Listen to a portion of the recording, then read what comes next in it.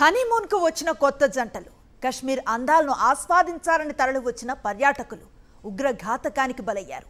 సామాన్య ప్రజలను ముష్కరులు టార్గెట్ చేసుకోవటం, కిరాతకంగా ప్రాణాలు తీయటం యావత్ దేశాన్ని దిగ్భ్రాంతికి గురిచేసింది. ఈ ఘటనను కేంద్రం అత్యంత తీవ్రంగా పరిగణించింది.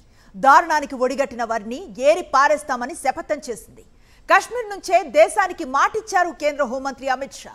ఉగ్రవాదాన్ని ఉక్కుపాదంతో అణచివేస్తామని ప్రతినబూనారు. పహల్గాం ఉగ్రదాడి బాధ్యులను విడిచిపెట్టేది లేదని పునరుద్ఘాటించారు కేంద్ర హోంమంత్రి అమిత్ షా. ఏ ఒక్కరిని వదలబోమని బాధితులతో పాటు దేశ ప్రజలకు మాటిచ్చారు. అమాయక పర్యాటకులను లక్ష్యంగా చేసుకున్న ఉగ్రమూక తగిన మూల్యం చెల్లించక తప్పదని స్పష్టం చేశారు. ఉగ్రదాడి నేపథ్యంలో మంగళవారం రాత్రి అత్యవసరంగా జమ్మూ కశ్మీర్ వెళ్లిన కేంద్ర మంత్రి అమిత్ షా క్షేత్రస్థాయిలో పరిస్థితిని సమీక్షించారు. అటాక్ జరిగిన బైరసన్ పచ్చిక బయలు ప్రాంతాన్ని పరిశీలించడంతో పాటు ఆన్ గ్రౌండ్ లో జరుగుతున్న సర్చ్ ఆపరేషన్ కు సంబంధించి వివరాలు అడిగి తెలుసుకున్నారు. ఏరియల్ సర్వే నిర్వహించారు. పహల్గాం ఉగ్రదాడి మృతుల కుటుంబాలను హోంమంత్రి అమిత్ షా కలుసుకున్నారు. వారికి తన ప్రగాఢ సానుభూతి తెలియజేశారు.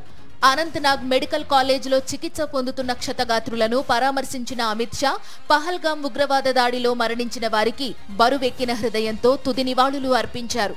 భారతదేశం ఉగ్రవాదానికి తలొగ్గదని, ఈ దారుణానికి తెగబడిన వారిని వదిలిపెట్టబోమంటూ ఎక్స్ లో పోస్టు పెట్టారు. మంగళవారం మధ్యాహ్నం 2:30 గంటల ప్రాంతంలో దక్షిణ కాశ్మీర్లోని పహల్గాం వద్ద ఉగ్రవాదులు నరమేధం సృష్టించారు.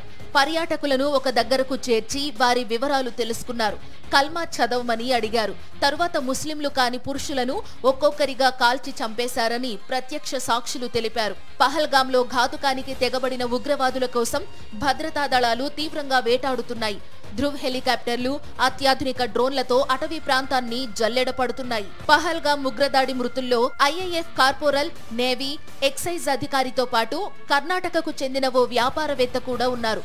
మహారాష్ట్రకు చెందిన 6, గుజరాత్ నుంచి 3, కర్ణాటక నుంచి 3, పశ్చిమ బెంగాల్ కు చెందిన 3 ముష్కర దాడిలో ప్రాణాలు కోల్పోయారు.